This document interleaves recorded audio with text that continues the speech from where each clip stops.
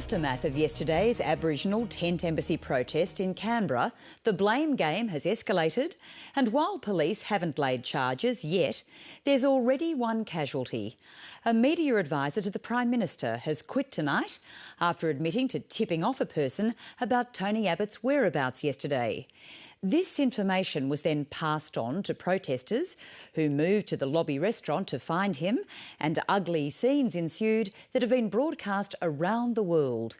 Images of a distressed-looking Prime Minister and the opposition leader running from protesters have already gone viral online, as Deborah Cornwall reports. We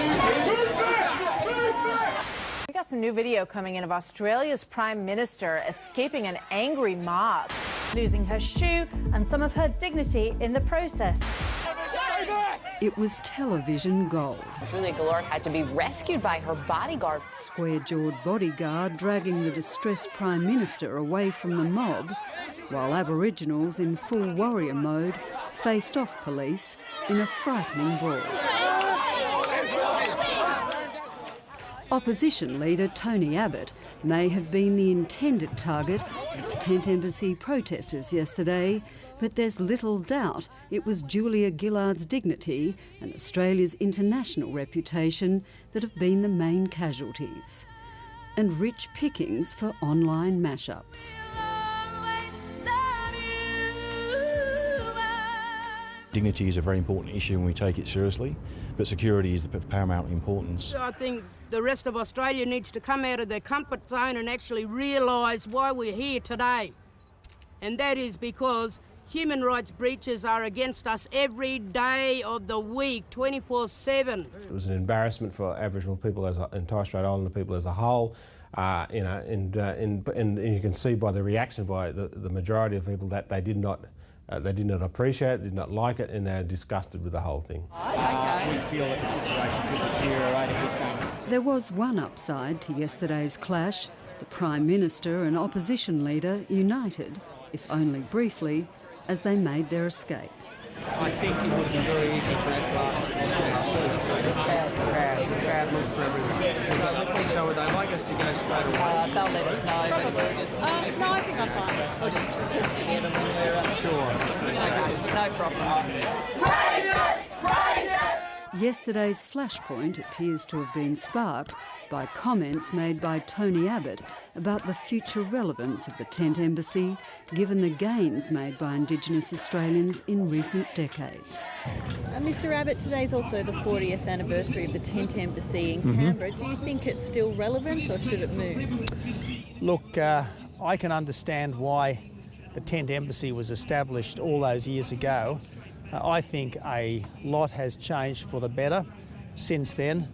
We had the historic apology just a few years ago, one of the genuine achievements of Kevin Rudd as Prime Minister.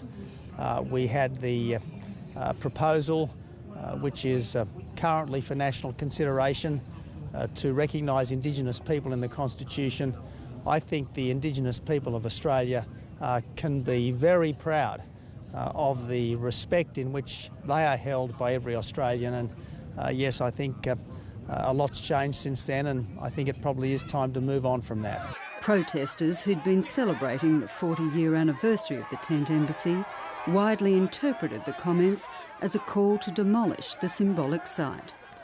I never said what was attributed to me by some of the people at that protest yesterday. And I just ask you, please, I ask you very respectfully, judge me by what I said. My understanding is that at least some of the protest leaders now accept that they had grievously misinterpreted what I said. The Prime Minister tried to play down the incident today, adamant she'd not been in any real danger, even joking about her lost shoe.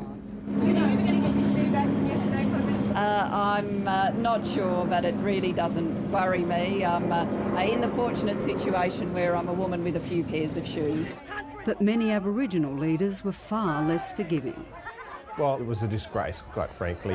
What's happened in the last few years is the site's been hijacked by just about every motley crew you can think of, running their own agendas, running their own little issues. And for some people who have remained there from the Indigenous side, they're living in the past. There's a lot of anger and frustration, but I don't think the violent actions we saw last night or yesterday in Canberra have any place in Aboriginal affairs or the Australian society more generally. Tent Embassy representatives were unrepentant today, their Aboriginal critics only inflaming them further. I know they call them Jackies, and we don't need the gatekeepers, the pet puppets, to talk on behalf of us when we know exactly what we want. That's right. We want our rights to be heard, and we're going to enforce it. Those people have lined their pockets for a long time. Those people are coming in now on their white horses to save the poor Aboriginal people. The protests come just days after the federal government announced its plan to run a referendum as early as next year in a bid to have Aboriginal and Torres Strait Islander people formally recognised in the nation's constitution. There are already concerns the referendum may be too complex and hard to sell, but this latest spate of protests has touched on even deeper divisions over the referendum within the Indigenous community. I'd say at this point we have no hope, and why put something up that may embarrass this country and embarrass the Aboriginal people as well as the broader community. A lot of those demonstrators out there don't even like reconciliation, don't want to be a part of reconciliation. They see it as a sellout. With the Australian community a lot more smarter than we think, Indigenous and non-Indigenous Australians will move on.